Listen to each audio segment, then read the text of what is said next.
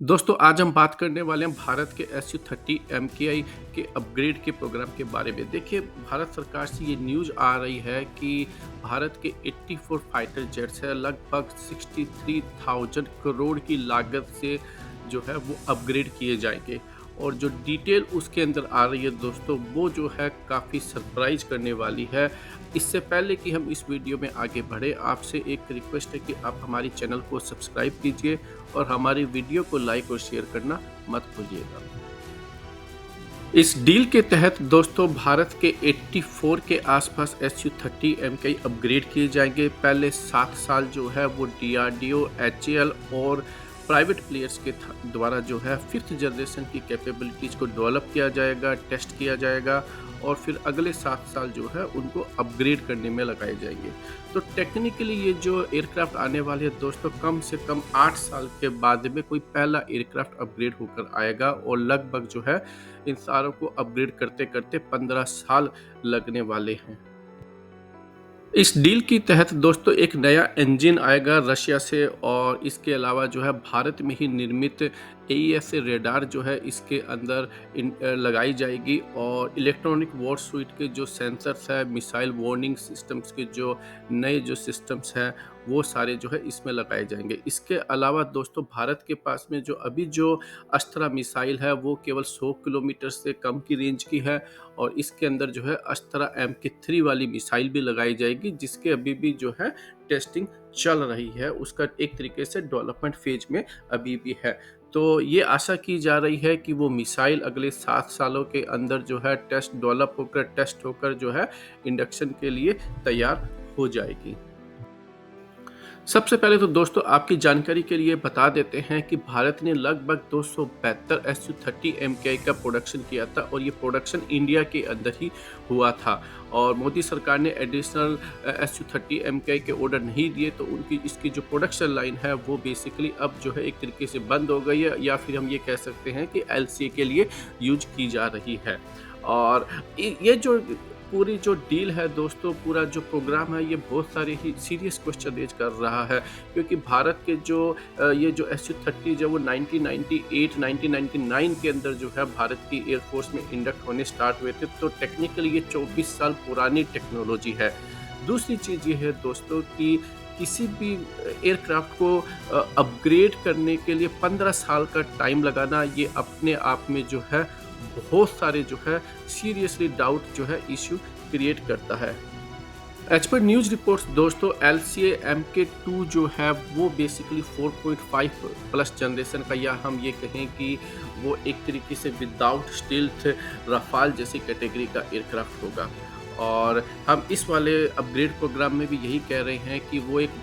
5th generation aircraft होगा लेकिन without the stealth technology. तो इस एंगल से अगर देखा जाए अगर और 7 साल इसके अंदर अगर डेवलपमेंट के अंदर टाइम लगने वाला है उन सेंसर्स पे उन सब मिसाइल सिस्टम के ऊपर तो फिर हम LCA तेजस MK2 के बारे में भारत सरकार या भारत के डिफेंस एक्सपर्ट्स बार बार क्यों बोलते हैं कि 2028 में वो बनकर तैयार हो जाएगा।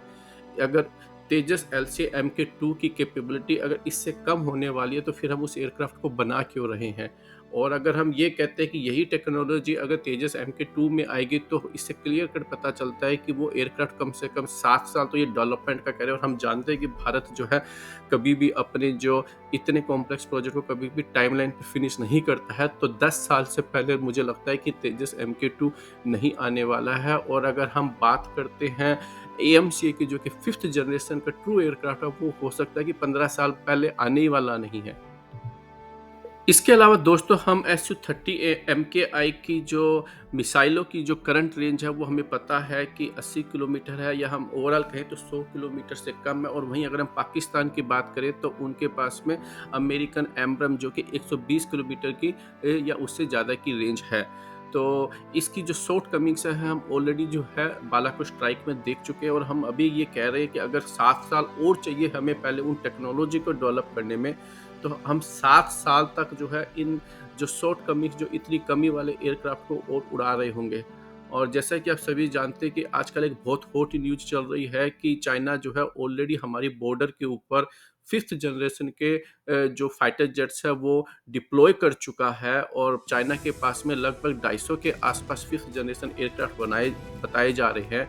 और हर साल वो 50 से 60 जो है 50 से 70 या 100 के आसपास एयरक्राफ्ट बना रहा है। तो अगले 10 सालों के अंदर जो है टेक्निकली उनके पास में 1000 5th जनरेशन के एयरक्राफ्ट होंगे, और हम जो है हमारे Su-30 MKI जो है उसका जो हो सकता है कि पहले 5 या 10 एयरक्राफ्ट जो है वो केवल अपग्रेड होकर आएंगे। तो हम बेसिकली दोस्तों अपग्रेड के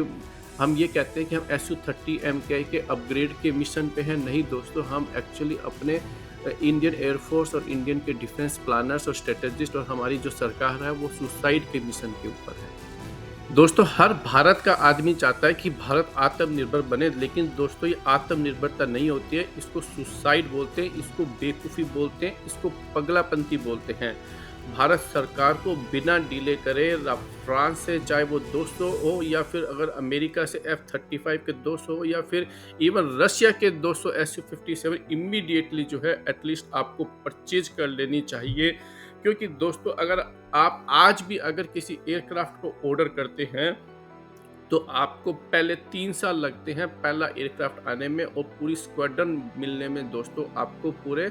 आज से 5 साल लगने वाले हैं। और आप ये नहीं बोलिए कि मैं कह रहा आज से, और अभी तक गवर्नमेंट ने जो है नेगोशिएशंस तक भी स्टार्ट नहीं करी है। तो आप सोचिए कि पहले गवर्नमेंट जो है नेगोशिएशन करेगी, प्राइस नेगोशिएशन करेगी, टेक्निकल जो है उन सबको सर्टिफाई करेगी, ये सब करने में दोस्तों 1.5 से 2 साल कम से कम लगते हैं। फिर पहला एयरक्राफ्ट आने में 3 साल लगते हैं, पूरी स्क्वाड्रन आने में दोस्तों 7 साल लगने वाले हैं।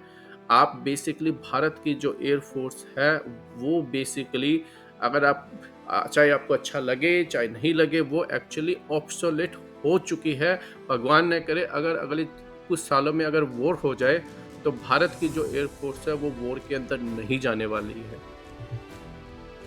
आज की इस वीडियो में दोस्तों इतना ही। आप बताइए आपको ये वीडियो कैसा लगा। हमारे चैनल को सब्सक्राइब कीजिए और हमारे वीडियो को लाइक और शेयर